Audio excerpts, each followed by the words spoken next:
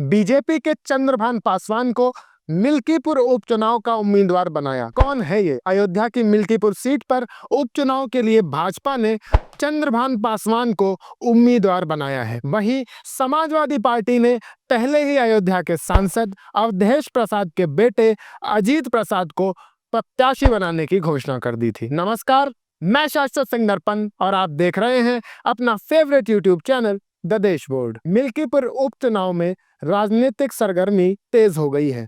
Bharatiya Janata party ने आखिरकार अपने प्रत्याशी की घोषणा कर दी है। इस सीट से बीजेपी ने चंद्रभान पासवान को मैदान में उतारा है। इस उपचुनाव में मुख्य मुकाबला बीजेपी और समाजवादी पार्टी के बीच माना जा रहा है। सपा ने पहले ही अपने उम्मीदवार के रूप में सांसद अवधेश प्रसाद के बेटे अजीत प्रसाद को मैदान में उतारा है। बसपा प्रमुख मायावती ने इस बार मिल्कीपुर उपचुनाव में भाग नहीं लेने का फैसला किया है। वहीं कांग्रेस ने विपक्षी गठबंधन इंडिया का धर्म निभाते हुए पहले ही समाजवादी पार्टी को समर्थन देने की घोषणा कर दी है। चंद्रभान पासवान आसी समाज से आते हैं, जो मिल्कीपुर सीट पर एक प्रभावशाली मतदाता वर्ग है। इस क्षेत्र में आसी समाज के 50,000 से अधिक वोट हैं। सपा प्रत्याशी अजीत प्रसाद भी इस समुदाय से आते हैं। उनके पिता सांसद अवधेश प्रसाद का इस वोट बैंक पर मजबूत पकड़ मानी जाती है। बीजेपी ने इस समीकरण को देखते हुए पासी समुदाय से चंद्रभान पासवान को उम्मीदवार बनाकर इस वोट बैंक में सेंध लगाने की कोशिश की है। चंद्रभान पासवान रुदौली से 2 बार जिला पंचायत सदस्य रह चुके हैं और वर्तमान में उनकी पत्नी भी जिला पंचायत सदस्य है। उनका परिवार मुख्य रूप से सूरत में व्यवसाय करता है और साड़ी व्यापार में सक्रिय है। रुदौली में भी उनका साड़ी का कारोबार है। चंद्रभान पासवान पिछले 2 वर्षों से मिल्कीपुर विधानसभा क्षेत्र से सक्रिय है, जिससे उनका स्थानीय जुड़ाव और पहचान काफी बढ़ गई है। अयोध्या की मिल्कीपुर विधानसभा सीट पर उपचुनाव की घोषणा के बाद भाजपा ने उत्तर प्रदेश के मुख्यमंत्री योगी आदित्यनाथ की अगुवाई में प्रचार अभियान को तेज कर दिया है।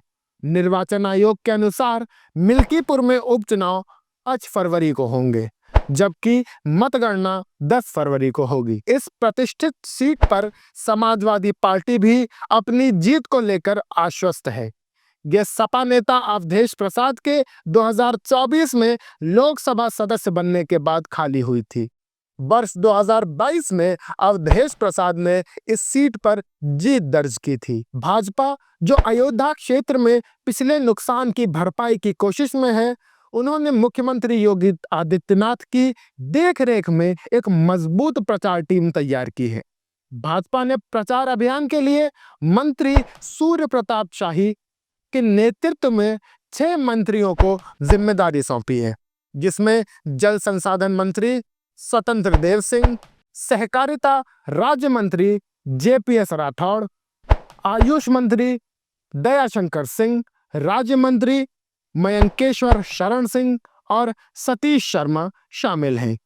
पिछले उपचुनावों नवंबर 2024 में भाजपा और उसके सहयोगी रालोद ने 9 में से 7 सीटों पर जीत दर्ज की थी, जबकि सपा ने 2 सीटें जीती थी। इस बार भाजपा मिल्कीपुर में अपनी स्थिति मजबूत करने के लिए पूरी ताकत झोंक रही है। मिल्कीपुर उपचुनाव भारतीय जनता पार्टी और समाजवादी पार्टी के लिए राजनीतिक प्रतिष्ठा का सवाल बन गया है। भाजपा ने जहां मुख्यमंत्री योगी आदित्यनाथ के नेतृत्व में बड़े पैमाने पर चुनावी अभियान की शुरुआत की है, वहीं सपा इस सीट को अपने प्रभाव क्षेत्र में बनाए रखने के लिए पूरी तैयारी कर रही है। इस सीट पर सपा का मजबूत आधार रहा है, जिसे भेदने के लिए भाजपा ने चंद्रभान पासवान जैसे स्थानीय और प्रभावशाली उम्मीदवार को मैदान में उतारा है। राजनीतिक विश्लेषकों का मानना है कि पासी समुदाय के मतदाताओं पर कब्जा कराना दोनों पार्टियों के लिए निर्णायक साबित हो सकता है। भाजपा ने सपा के प्रभाव को कम करने और अपने वोट बैंक को बढ़ाने के लिए जमीनी स्तर पर कई रणनीतियां अपनाई हैं। इसके अतिरिक्त भाजपा ने प्रचार अभियान को धार देने के लिए न केवल मंत्रियों को मैदान में उतारा है, बल्कि पार्टी कार्यकर्ताओं और आरएसएस से जुड़े संगठनों को भी जुटाया है। दूसरी ओर सपा ने अपने नेता और मिल्कीपुर के पूर्व विधायक अवधेश प्रसाद के प्रभाव और उनके बेटे अजीत प्रसाद की उम्मीदवारी को भुनाने की योजना बनाई है। मिल्कीपुर विधानसभा सीट पर 3.5 लाख से अधिक वोटर हैं, जिनमें सबसे अधिक 1.30 लाख दलित मतदाता हैं। सभी प्रमुख प्रत्याशी दलित समुदाय से होने के कारण चुनावी नतीजों में अगड़े पिछड़े मतदाता अहम भूमिका निभाएंगे। वहां 55,000 यादव, 30,000 मुस्लिम, 60,000 ब्राह्मण, 30,000 क्षत्रिय और 50,000 से ज्यादा अधिक कोरी, चौरसिया, पाल और मौर्य समुदाय के वोटर हैं। मिल्कीपुर उपचुनाव में जाति समीकरण और वोट बैंक का गणित ही नतीजों की दिशा तय करेगा। आपकी इस पूरे मामले पर क्या राय है, हमें कमेंट करके जरूर बताइएगा। वीडियो को लाइक करिएगा, अपने दोस्तों के साथ शेयर करिएगा और द देश बोर्ड को सब्सक्राइब करिएगा। आप सबका बहुत बहुत शुक्रिया।